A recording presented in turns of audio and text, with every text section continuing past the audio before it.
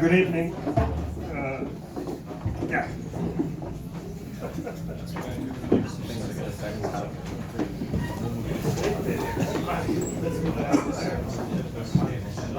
Okay. Yeah. Tonight, I would like to take this opportunity to. Yeah. Tonight, I'd like to take this opportunity to renew my assault on good sense and common decency by reading a sampling of the poems. Those are my poems that have been both cheered and scandalized audiences in my beloved Busan. His first poem, surprisingly enough, was inspired by watching a World Cup football game, soccer football game, whatever you guys call it. At any rate, it has the unusual name of Pietà. You know what a Pietà is? It's one of the sculptures of Mary and the crucified Jesus, who is determined to be immortal. At any rate, Pietà. A young man bowed politely. His head snapped off at the stem. The head hit the ground with a thud. The young man kicked the head. The head bounced away, bounced politely into the lap of a girl. The girl was sitting in the grass. She cradled the head and stroked it. The body, without its head, staggered in the distance. The girl watched its blind feints and lunges. She asked the head if it wanted its body back. Not quite yet, said the head. Let it wander around a while. It will go to pieces once it realizes what it's lost. Let's wait and watch it come groveling back. It always puts on quite a show. And the head liked the girl's lap.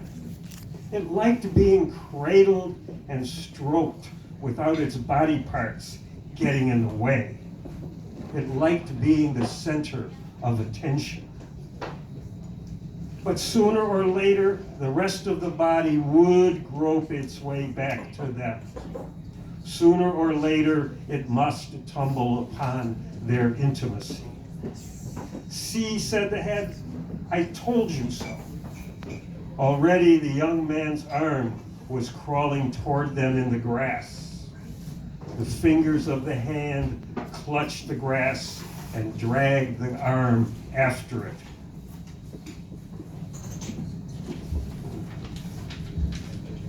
Not far behind it, a leg came hobbling along lamely in drunk-like staggers, but hobbling along nevertheless. Somewhere in the distance, the torso lay writhing in the grass. As soon as it learned to sit up, it toppled over again. But in this way discovered a method of locomotion proper to its kind. Clumsy, clownish, in breathtaking somersaults of slow urgency, it too would come. Last of all would come the young man's cock and ball. How it inched forward in the grass would remain a mystery, but come it would.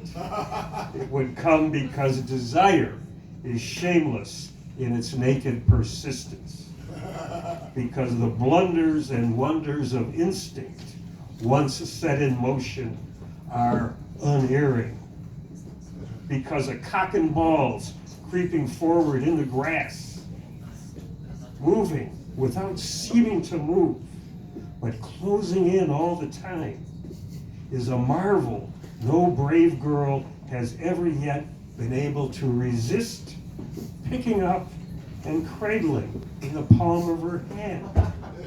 Wait, said the head. Hey, I got here first, said the head. Enough! In terror and of abandonment and despair, the head buried its face in her lap, buried its face there in blubbers of rage amid childlike snuffles. But already it was too late. Already had the girl lifted the cock and balls to her lips, and like a marble fairy tale statue frozen in mid-kiss, thus began an eternity of patient waiting in the grass for the head to get its act and body parts together and grow up into a goddamn handsome prince. It's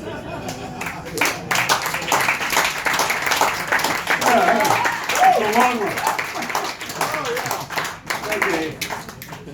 I grew up, when I was a kid, growing up watching a TV program called Fractured Fairy Tales. And they used to take the old fairy tales and in cartoons, just turn them topsy-turvy. And I'm afraid that I never forgot that perverse impulse, whatever. Okay. At any rate, think about that poem. It might mean something, ladies and gentlemen. I won't go any further than that. Here's a poem for you English teachers. Any English teachers out there? Anybody teach English? Foolish enough to do that? Okay. Okay, I did it for a long time. I heard the dates mentioned in my introduction. That is a date that I wish people would shut up about that. Along with a bunch of other dates. Okay, at any rate, this next poem for you English teachers out there, it's called, in English, the Korean word bap means glutinous rice, or at the women's college. And this poem has a kind of a head note, or an epigraph, whatever you call it, from a song by Cyndi Lauper. It's called, the epigraph, the lines are, can't stop messing with the danger zone.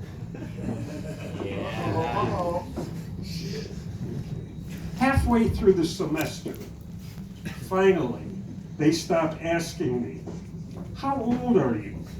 Is it true you're not married? How much can you drink? And we go on to deeper things. What, sir, does she-bop mean? Good question.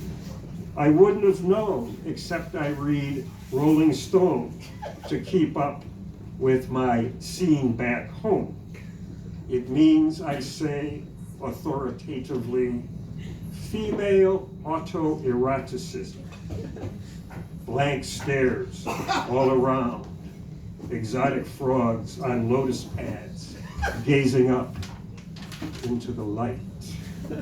So I say it in Korean, Yoja Jawi Hangwi, and I sense a ripple in this placid pond of peninsular souls.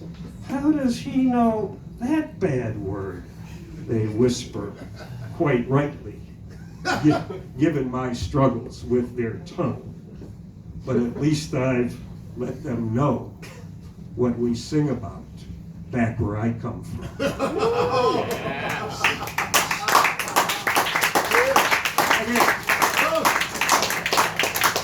That's an old one. I was much younger than when students asked me how old I was and whether I was married or not. Believe me, it's a very old poem. Okay, should I do one more? Yeah. Just, okay. Okay, probably every, I'm an American, probably every neighborhood in America and elsewhere too has a sort of a Jekyll and Hyde figure. Someone perhaps lurking in the shadows below the radar, or even prominent and beloved. My neighborhood, when I was a kid, was not much different.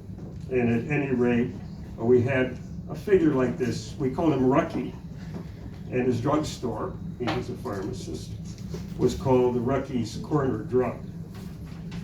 Rucky's Corner Drug. Everybody loved Rucky and the marching band he organized each 4th of July for the neighborhood kids to parade up 2 blocks and along the boulevard to the city park. Still, I knew my mother had misgivings about the 2 of them.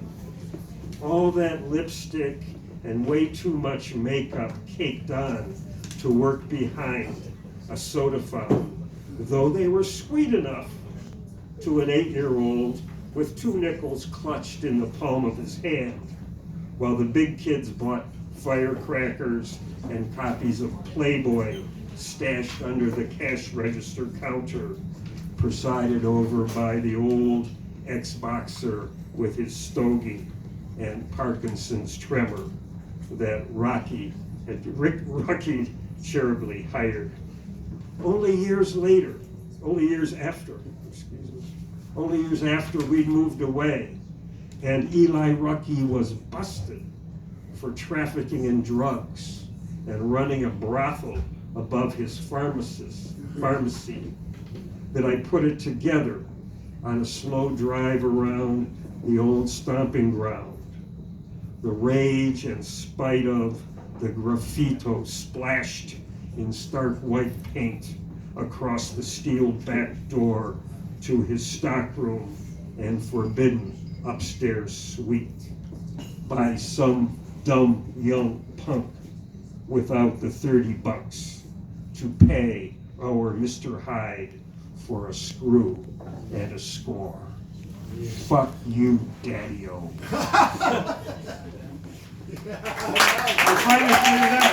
Okay, look. Thank you very much.